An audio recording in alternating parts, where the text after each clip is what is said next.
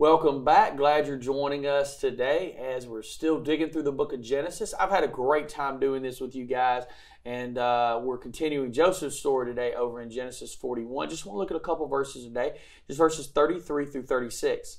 It says, Therefore, Pharaoh should find an intelligent and wise man and put him in charge of the entire land of Egypt. Then Pharaoh should appoint supervisors over the land and let them collect 1/5 of all the crops during the 7 good years. Have them gather all the food produced in the good years that are just ahead and bring it to Pharaoh's storehouses. Store it away and guard it so there will be food in the cities. That way there will be enough to eat when the 7 years of famine come to the land. Otherwise, the famine will destroy the land. So here's Joseph. He's showing some boldness here. He's not asked. Pharaoh doesn't say, what should we do? Joseph interprets the dream, and then it just flows into the next set of verses there, starting from 32 to 33. And he just says, so here's what you should do. So this is some boldness on his part. Good for him.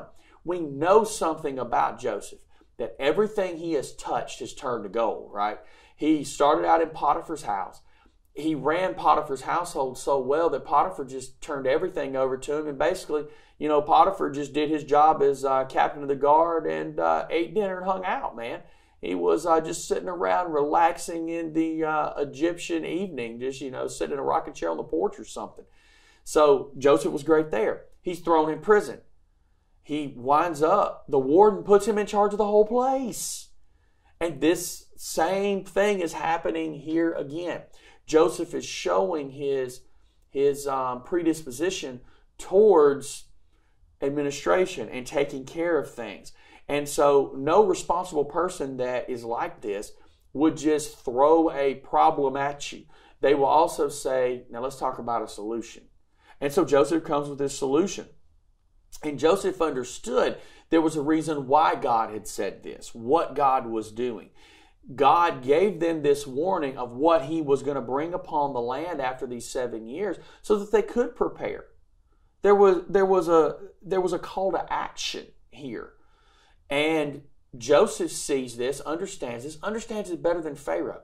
I don't know how Pharaoh would have responded to this. Maybe Pharaoh would have panicked. Maybe he would have turned to these magicians and wise men that had been able to interpret the dream to begin with. We don't know.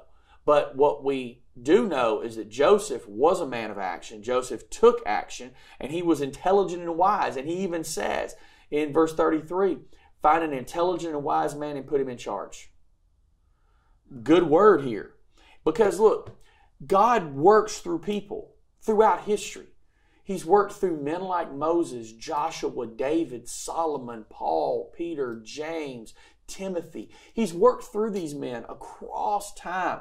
He's worked through women like Ruth and Esther and Deborah. He's worked through people across history. So when I see this and I understand God is putting Joseph in this position, but God uses us too. As God has a plan for us, he has how he wants us to work with him, to work through what he's doing in the world around us. And so ask God, Lord, where can I join you? What are you doing? How can I be used by you? See, Joseph was always willing to be used by God. And so God used him. And when we in our hearts are willing, God will use us too. And we'll continue Joseph's story another time.